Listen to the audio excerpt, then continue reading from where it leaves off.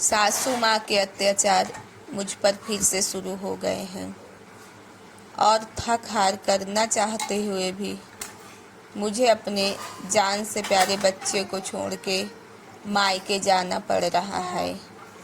और यह सब क्यों हो रहा है पूरे ब्लॉग में आपको देखने को मिलेगा। तो दोस्तों, ब्लॉग में क्लिक कर दिए हैं तो पूरे ब्लॉग में बने रहिए। तो राधे राधे दोस्तों, मेरा नाम मीना है। मैं उत्तर प्रदेश कौशाम्बी ज़िले के एक गांव से ब्लॉग बनाती हूं और मेरी कहानी मेरे जीवन में बहुत ही ज़्यादा संघर्ष है जो आपको मेरे ब्लॉग्स में कुछ ब्लॉग्स में देखने को मिलेगा। मैं अपने असली जीवन की कहानी अपने ब्लॉग में दिखाती हूँ।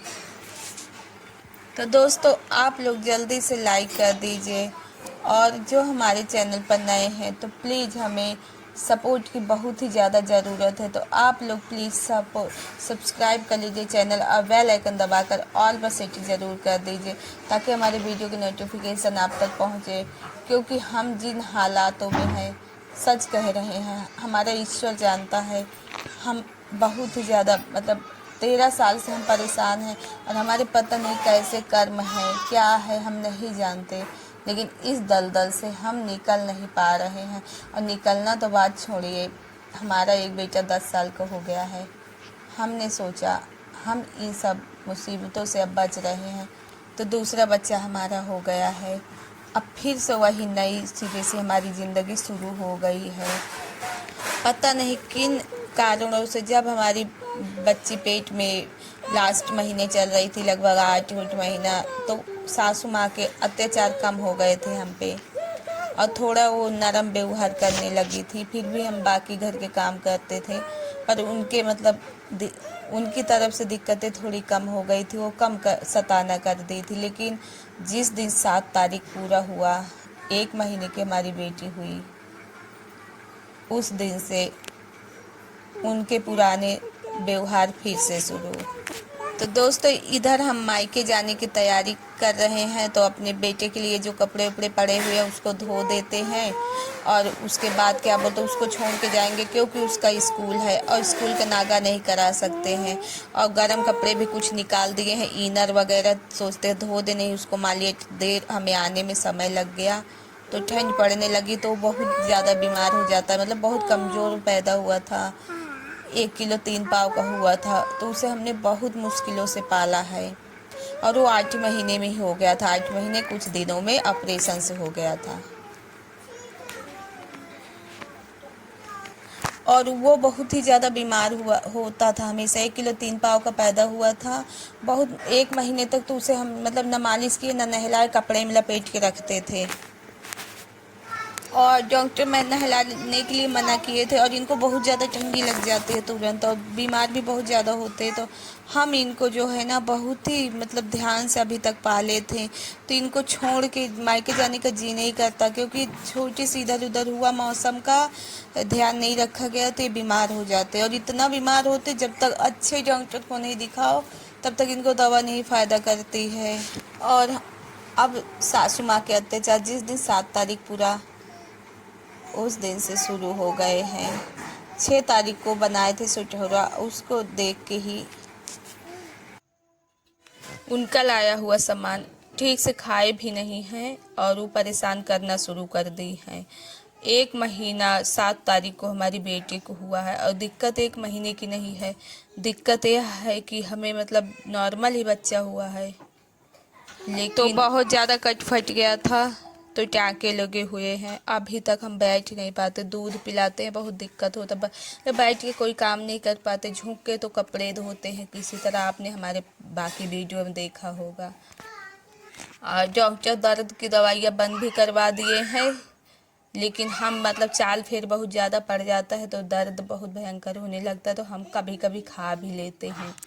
तो इधर दूसरे दिन सुबह का वीडियो है। अभी के लिए टिफ़िन बनाना है तो उसके लिए हम आलू तो है नहीं है तो प्याज काट दिए हैं और टमाटर काट दिए हैं और लड़ाई दंगा मचा के जो 2 बर्नर का चूल्हा था उसे भी उठवा ले गई हैं। तो हमारे पास एक बर्नर का चूल्हा था, तो वो हमने निकाल दिया है। तो पूरा अपने पैसे का पावर दिखा रही हैं। 1 महीना हुआ है, कभी बोलते जाके गायों के नीचे झाड़ू मार, गोबर भर, और उनको चाय चाहिए तो सीधे मुँह चाय नहीं मांगेंगी, लड़ने लगेंगी, हमको चाय नहीं बनाया। हमारे पुराने वीडियो में आपने देखा होगा, इनको हम कैसे समय से चाय, दूध, दलिया, तरह तरह की चीज़ें बना के देते थे। सीधे सीधे मांगे तो भला हम इनको न दें। परेशान करना है तो कोई न कोई मुद्दा ज़बरदस्ती ढूंढेंगी। पहले ननंद और सास देवरानी जी से खूब मारपीट की, लड़ाई की। इतने पर भी वो मायके नहीं गई, तो उनके मायके फ़ोन कर दी उनकी मम्मी के पास, तो फिर उनको मजबूरी बस मायके जाना पड़ा। और यह सब हमें परेशान करने के लिए लोग किए, और यह सब हमें परेशान करने के लिए किया गया कि कोई नहीं रहेगा तो मजबूरी बस एक उठेगी, काम करेगी, इसको खाना कौन बनाएगा, इसके बेटे को कौन बनाएगा। और देवरानी जी बिल्कुल मायके जाना नहीं चाहती थी, क्योंकि उनके 2 बच्चों में हमने उनका मतलब ध्यान रखा। वो कह भी रही थी कि आपने हमारे 2 बच्चों में हमें खिलाया बनाया 1.5 महीना। उसके बाद बेटी में तो 3 महीने तक ये लगभग काम नहीं की, क्योंकि ठंडी का सीज़न था। और उसके बाद हमारी तकलीफ़ ही देख के दोबारा मायके से आ भी गई, और बता भी रही कि हम चिन्मय की मम्मी के लिए आए हैं। तो ये हम फिर हमें परेशान करना शुरू कर दिए हैं घर सासू माँ। दोस्तों, मायके जाने के लिए हमने कपड़े उपड़े तो भर लिए हैं, लेकिन हस्बैंड जी दूसरे शहर गए हैं घर वालों के काम के लिए से ही, तो पता नहीं भेजेंगे कि नहीं, लेकिन हम पूरी कोशिश करेंगे कि कुछ दिन के लिए हम मायके चले जाएं। और ये बोल भी रही हैं देवरानी जी कि हम बेटों को खाना बना के दे देंगे, आप चले जाओ, ये लोग आपको एकदम इस हालत में परेशान कर डालेंगे। और जो घर बन रहा है उसके लिए हस्बैंड जी कह रहे हैं कि सीढ़ी बनते ही हम अलग हो जाएंगे, लेकिन इतना ज़्यादा कर्जा है इनके सर पे। 20,000 बेटे का फीस पड़ा हुआ है, लोगों से पैसे लेके रखे हैं, मतलब कमाएंगे नहीं, अलग हो जाएंगे। मुझे कुछ समझ में नहीं आता कैसे करेंगे, मतलब मेरा दिमाग ही नहीं काम कर रहा है। अलग हो जाएंगे, लेकिन बेटे का फीस पड़ा है 20,000, बैंक का किराया पड़ा हुआ है। वैसे तो मैंने पैकिंग कर ली है, देखते हैं मुझे भेजते हैं कि नहीं। दोस्तों, यह मेरे मुश्किलों भरे जीवन का कुछ पार्ट मैंने आप तक शेयर किया है। तो अभी तक आप ब्लॉग में बने हुए, तो उसके लिए बहुत बहुत ज़्यादा धन्यवाद। तो ऐसे हालात में मुझे सपोर्ट की बहुत ज़्यादा ज़रूरत है, तो प्लीज़ आप मेरा सपोर्ट ज़रूर करें, और कमेंट ज़रूर करना कि आपको वीडियो कैसा लगा या कुछ वीडियो के बारे में। और अभी तक लाइक जिन्होंने नहीं किया प्लीज़ लाइक कर दो, और चैनल पर नए हैं तो सब्सक्राइब कर दो। तो दोस्तों, मेरा डेली ब्लॉग जाता है 10:10 में, तो एक और ब्लॉग के साथ मिलेंगे नेक्स्ट। तब तक के लिए राधे राधे। तो देखिए, मैं बेटे का कपड़ा फैला दी ताकि कुछ उसको आराम रहे, सूख जाए ठंडी वंडी का।